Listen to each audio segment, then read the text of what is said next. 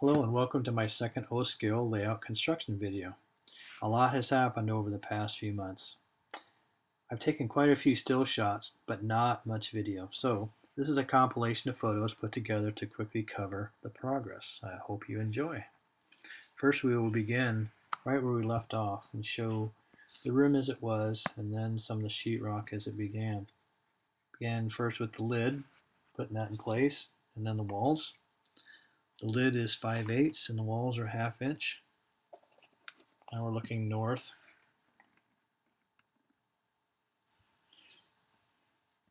And again, looking north, now we see the walls are in place and the lid is up, starting to wrap the beams.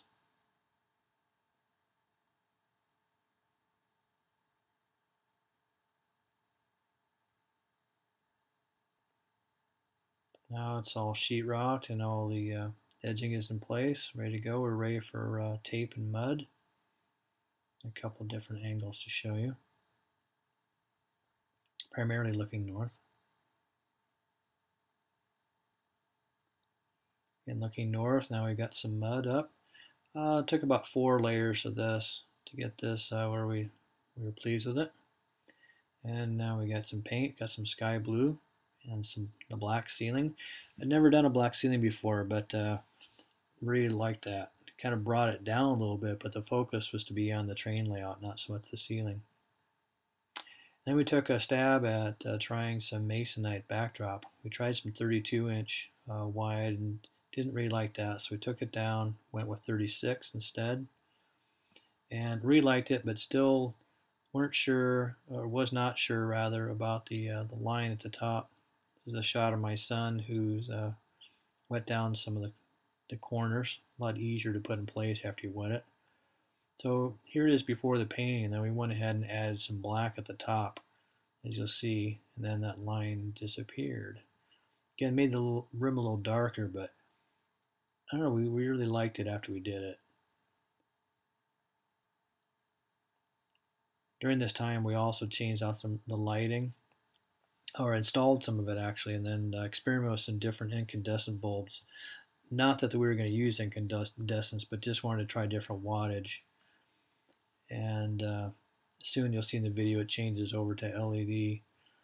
Then we filled the joints with CA glue and then put joint compound over the seams and over the screw heads. And then did that a couple coats of that and smooth that out. And it got ready for paint.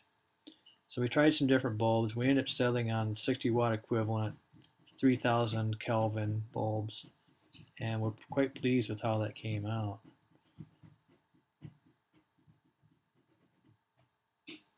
Here it is, just in the final stages of sanding. We were wet sanding, or sorry, dry sanding, and then we ended up wet sanding because it just made too much dust to dry sand it. And the wet sanding was good enough. So brightened it up quite a bit after we got the sky blue back on, and was really quite pleased again on how crisp the line was at the top especially. Not worried about the bottom because that'll be blended in with scenery, but that top line really came out nice, we thought. Hopefully you think so too. Definitely a little different. Again, I'd never done a black ceiling before or curved backdrop, so this was all a new venture. So carried on over on the east wall and on the south with the black also.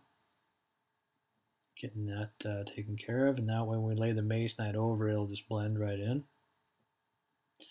And here's the masonite going up on the east and the south wall. Again, this is 1/8 inch. They're 4x8 sheets. We cut them down to 36 inch wide and put them directly right up on the wall. We did not curve this corner because we're going to have a city scene here and we'll have some tall buildings in the backdrop. Figured it would be just easier to have them blend right in the corner instead of trying to negotiate a curved corner. We then proceeded to put some paint in the floor, get that taken care of, and we put down as much as we could until we ran out. That way we could proceed with putting up the trim and start putting up some bench work because we've been very anxious to start with that. So just some different angle shots of that. This is pretty much where it still looks right now. Down in the garage, we started putting together some framing. We ended up settling on 18-inch centered. This is 1x4s. and pre-drilled our holes for wiring, which actually measure 3/4 inch by 3.5 inch. And just started an assembly line of making these frames. They're 3 foot wide by 6 feet long. And just decided on a modular design for this base. This is for the staging yard, which is approximately 25 inches off the floor. I say that because there's some variations in the floor, so hard to say exactly, but we just kind of went with that. And then level it out along the wall, and then varied the leg lengths to match the so that would be level, to put it that way. So some different shots of that, some different angles. Again, 3 feet wide, and this runs around the north and the south wall.